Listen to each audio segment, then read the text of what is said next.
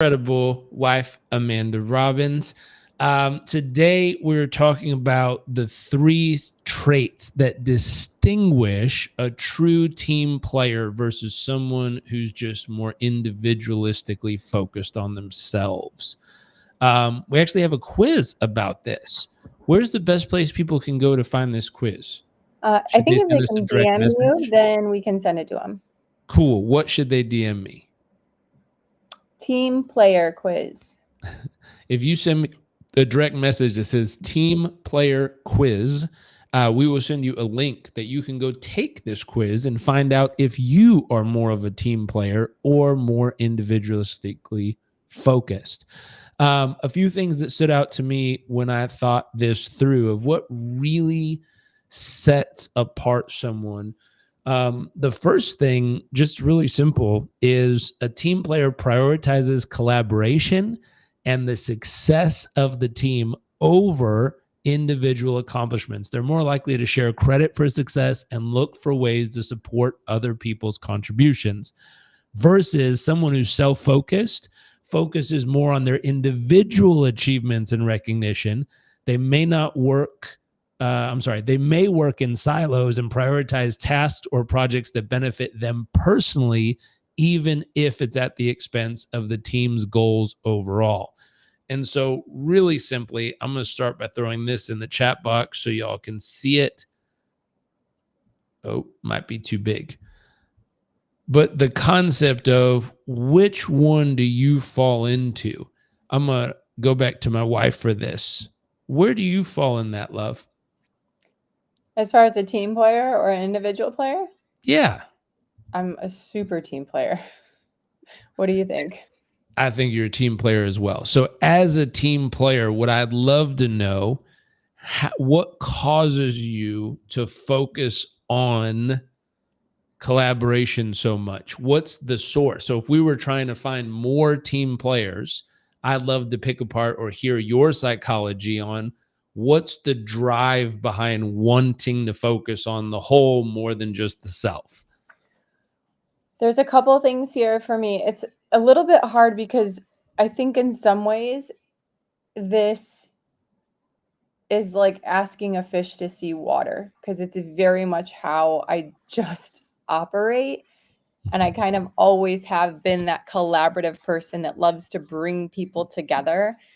The things that I've done to make myself a better team player have specifically related to collaboration are when I was leading a team, for example, even as the leader of the team, I didn't see myself just as above, but still in the game with them. And in together, we're achieving this goal. And so kicking off a meeting, for example, with my team would look something like this. Here's the outcome that we're trying to achieve.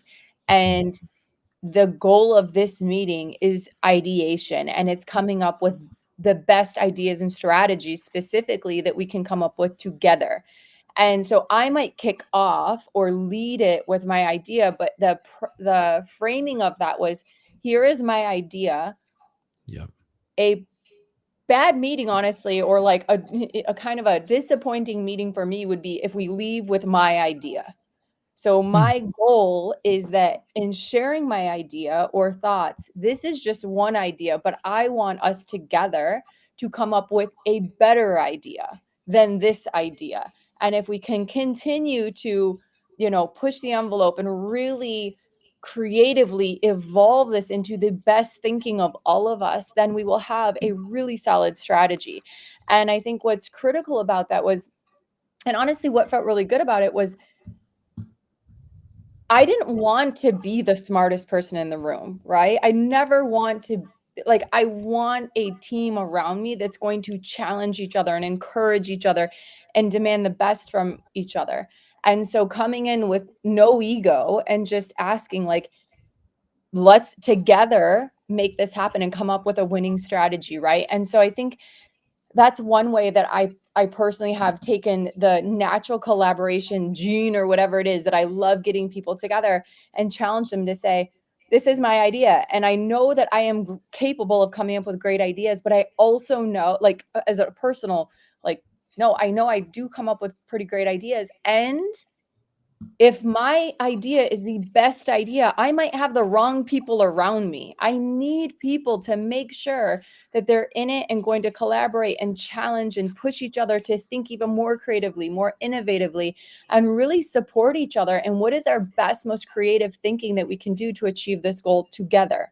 Right. And I felt like when we can come out of that meeting, having all contributed and really pushed our creative thinking and planning, then that was a successful meeting. And so that was also the culture and standard that I had with my teams always. So they knew that no one was sitting on the bench. No one was on the sidelines just watching and waiting and just being, letting things unfold. Like, we are actively involved. And when you create a space that is safe and there are no bad ideas and we're just there to push and challenge and create and co-create and collaborate, then I've seen that really magical things happen, some really brilliant strategy. And it also creates this culture in a team where they feel like they're able to open and be open with their ideas and collaborate. And that's welcomed. And it's frankly, it's like championed. It's really important in the culture that I led my teams with. So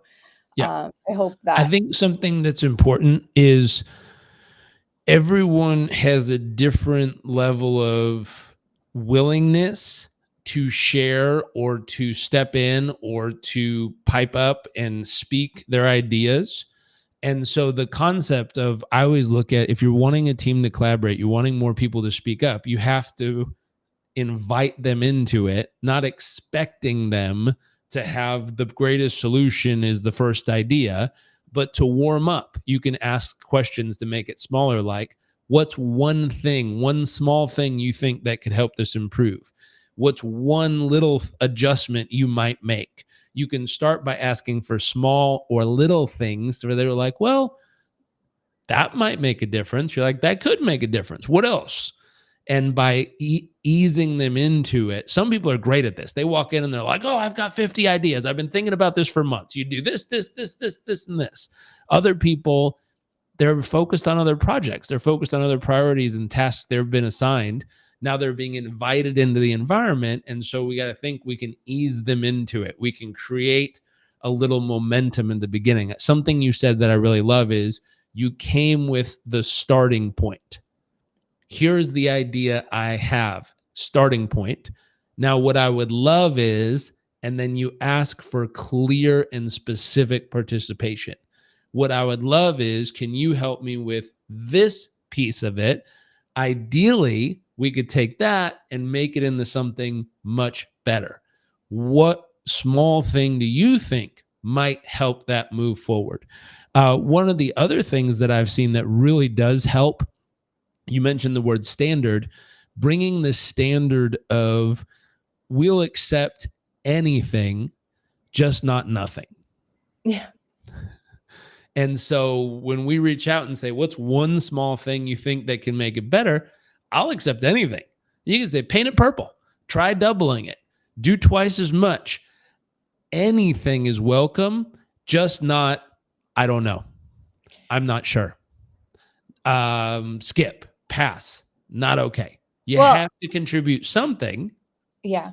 And we're open to anything, and you can throw it out there. What it happens is, a creative writing teacher taught me this. Oftentimes with writer's block, we sit down and we have a pencil and paper and we go, I just don't know what to write. Photography classes has proven, they cut the class in half and they said, one group is your assignment to get an A in this class. You have to go out and take one perfect picture. That's it. All semester, you have to get one perfect picture. The other half of the group, they said, in order to get an A, you have to take at least 2,000 plus pictures. Then they took at the end and they compared the best quality picture from each group, and the group who took thousands of pictures landed up with better pictures than the group who is trying to get just the perfect one. And so that same concept applies when you have a team engaging in this activity of coming up with solutions. you can use that story real quick to say, hey, we're not trying to get one perfect solution. We're trying to get as many solutions as possible first to get them all on the board. Then we'll take time to sift through and kind of upvote the ones that we think have the biggest potential, and then narrow down to a very specific action we can then move on as a group. And you're great at that. But just to reiterate the steps, starting point, you gave a starting point. You had clear and specific instructions of how specifically we're trying to improve this. And then we enter kind of this open forum where we'll accept anything, just not nothing. So you have to start throwing ideas on the board, and everyone throws as many as fast as they can. And then we take it and we start to upvote to find out which ones have the biggest and best potential. And that's a way to ignite people into that teamwork and out of that individualistic thought process. Yeah, I would say a couple parts that are important are, one, the invitation, right? The setting the standard for what this meeting is, as well as creating trust. Like if your team doesn't feel that they can trust to share openly and that there's no such thing as a bad idea, we just want ideas. And then I also add something that's important is to get the team prepared for that meeting in advance, because some people are really great with on the spot thinking and creativity, and other people need some more runway and some time to really think through these ideas. So it definitely helps to give some runway before a meeting like that, if possible. It's not always possible, but if it's possible, give them a heads up, or have some kind of exercise that gets them into that state of mind and that kind of thinking. Because like what you said, depending on what they're coming from prior, it might be really hard for them to switch gears and just and come up with creative ideas. With that, I would say, share something. And if you do need, if time allows, you do need a little bit of time, because again, some people need a little bit of space. We call it thinking time, to think. Then let them do that, because truly their strength might be in that creative space and thinking time to come up with their best ideas. And again, we're not looking for it doesn't have to be perfect and it doesn't have to be your very best. It's just the idea. What's beautiful about this is that every single person has different strengths. And by opening a space that allows everyone to show up with their unique strengths, you're able to get the best from everyone naturally, because by default, they're going to think with their strengths. Like that's what we do if we give them the space to be able to do that. And so that's really part of it too, is knowing I know my strengths, but also I have assembled a team around me that not only supports them, but also they have their own complementary strengths, right? Where their strengths might not be mine and mine might not be theirs, but together we're able to really evolve ideas and strategies and come out with our very best thinking, combining all of our superpowers or strengths together, right? So it was really beneficial. It's one of my favorite type of meetings. And again, I will say the most important part was getting clarity on what is our outcome. So if we're climbing a mountain together, I know, okay, this is the mountain we're climbing and here's where the peak is. I have an idea for how to get to the top. However, that doesn't mean it's the best thinking and that's the best route. I want us to all creatively think together, because some people are going to be, again, they're going to have different strengths. So they're going to start to think of different things to include in a route or a way to get to the top. And then we start to see all these different options. Now, as the leader of the team, it is important that you are the one that makes the decision, right? I'm not, in some teams, maybe you take a vote if that works. Ultimately, it is on the leader to, like, their neck is on the line, so to speak, to like make sure this strategy works. But what's beautiful is that, a great leader understands if it fails, it's on them. And if we win, it's all of our wins. It's not just the leaders. And so that's something too that is important, that you're able to collaborate. But if you, in doing so, you truly have created a team around you that their strengths, their genius, and together you truly believe that you can come up with the best idea or strategy for the way forward. I love it. Two other pieces that we look for in a team player. Number one, in the category of feedback and growth, Team player views feedback as a tool for personal and team growth. They have a growth mindset, so they see feedback as a way to improve. They're open to giving and receiving constructive criticism, understanding that it helps everyone improve and succeed. A self-focused individual may resist feedback or take it personally because their primary concern is maintaining their image or status. They might give feedback only when it serves their interest or highlights their superiority. Something to think about, and this was from a Harvard Business Review article.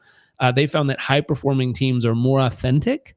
Team members express a wide range of emotions, even negative ones, without suppression.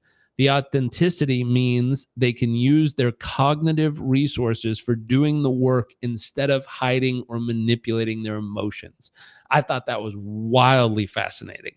So they're willing to actually express all of how they feel so that they don't waste time bottling it up and pretending like everything's fine when it's not.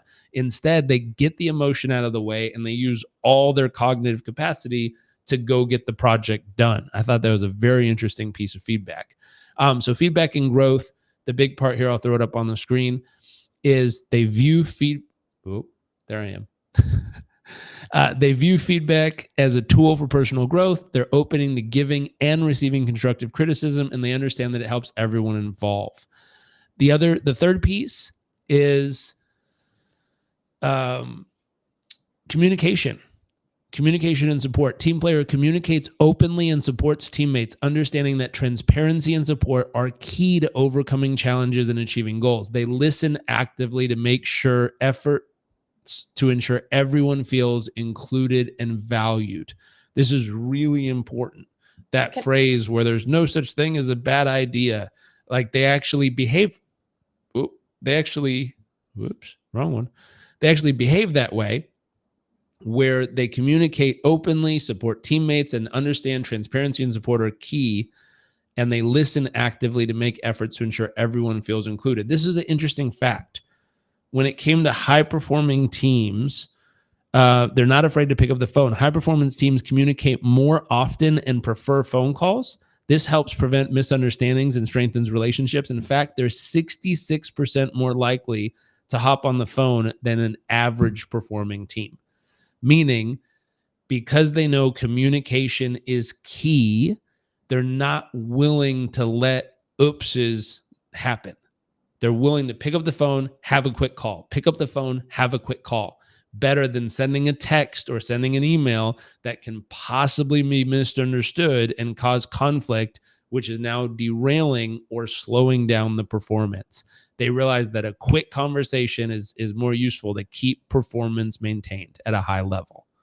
To add to that, not being afraid to ask questions.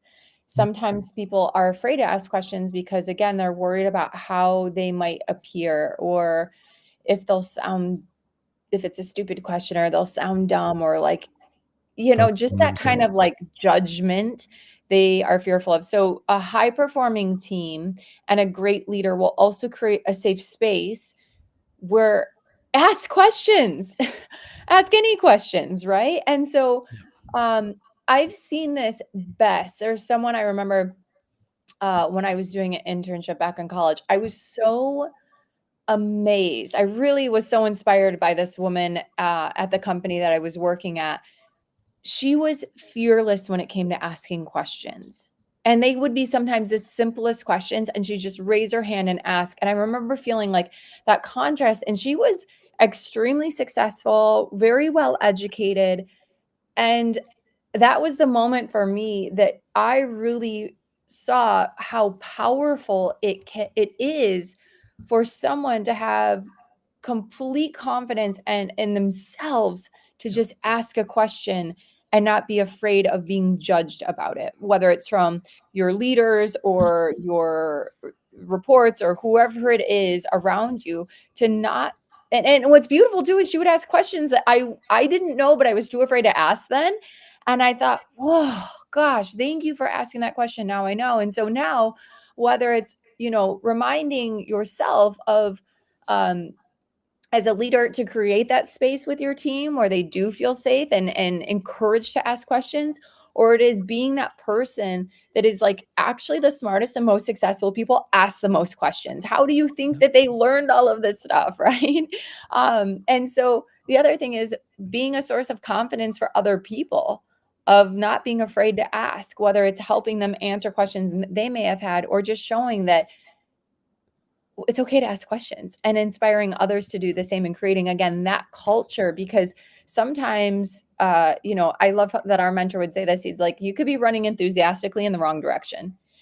And so to ask, am I running in the right direction, is a great question to ask so that someone can help you redirect, right? Get clarity on the outcome, or the scope of the project, or whatever it is that you're going after together, to make sure you can really perform. This morning, for example, I always feel so silly. I go to, I've worked out at this CrossFit gym. I'm not a big CrossFitter, but I love to work out. And so I've joined this gym again, and I push myself through this fear or nerves of like, oh, I don't know what a snap is, or whatever it was. I don't even remember the name. And what's beautiful is everyone around seems to know what it is, and they don't ask questions. And I'm like, you know what?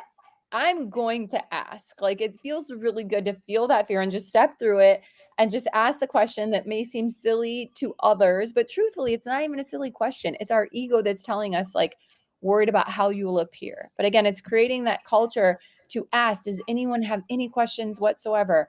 And then again, inviting people to ask questions. I think I've repeated that a couple of times, but You have. The key there is people who are afraid to ask questions generally are concerned in that moment, not completely, but in the moment, with maintaining their image or status. They feel like their image or status will be dinged, or they'll be looked down upon, or they'll come across as not knowing or unintelligent.